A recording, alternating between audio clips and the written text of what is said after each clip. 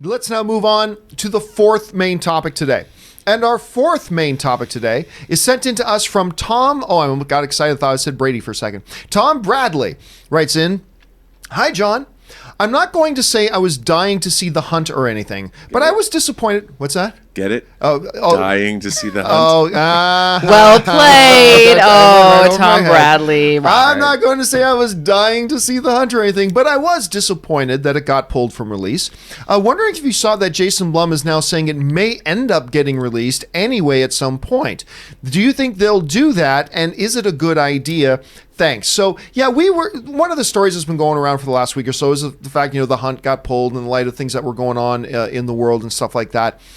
My point of view on it has always been, I always thought that this was good. The look of the movie made it seem to me like it was a marginal movie anyway. What I mean by marginal is that I have a feeling there was probably a very close conversation amongst executives about, do we put this in theaters?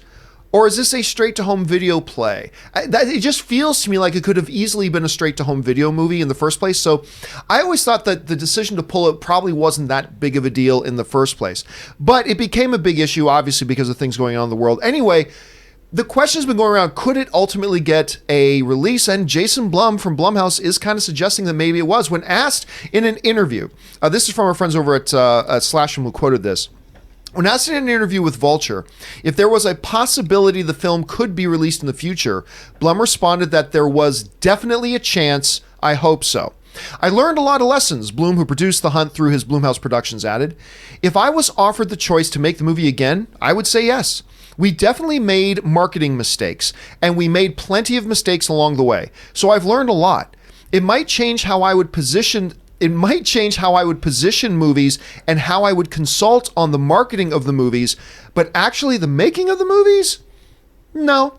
And I really like Jason Blum, by the way. He's got such a kind of a level-headed way of looking at a lot of stuff, particularly when it comes to the movie business.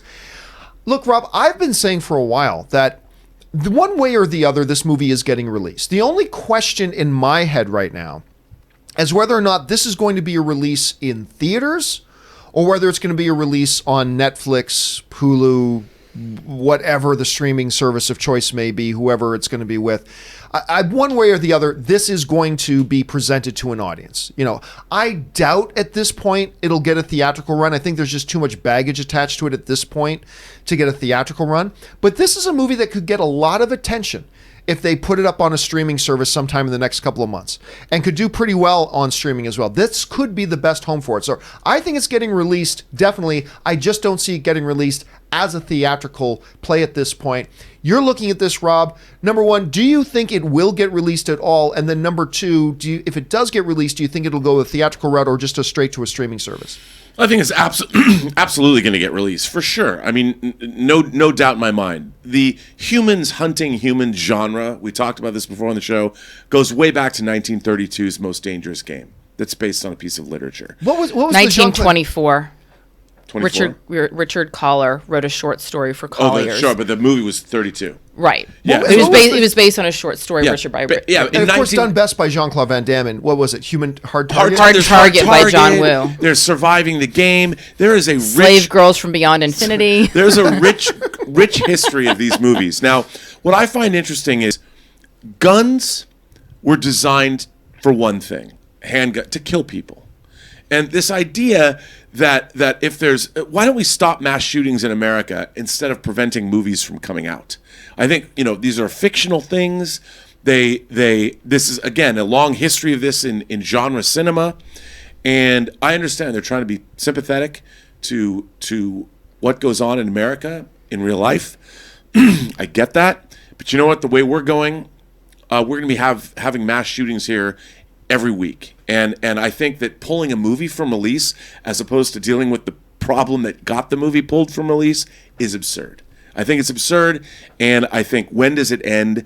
I want to see this movie. I think more importantly, this movie is about elites hunting the less fortunate, the deplorables. It's got a political satire element to it that's not really being talked about. And with the election cycle coming, we're absolutely going to see this movie. And I want to watch it. Aaron, do you think Blum's got a point right now? Do you think this is one that will eventually get played to the audiences? And if so, where do you think it'll end up? 100%. And they actually, by pulling it and causing all this conversation, they've done themselves a massive favor by giving them half the people talking about this movie before this all happened. 100%. Yeah. And so now the people are going to be running. I mean, I can guarantee you, I never would have seen this movie in the theaters.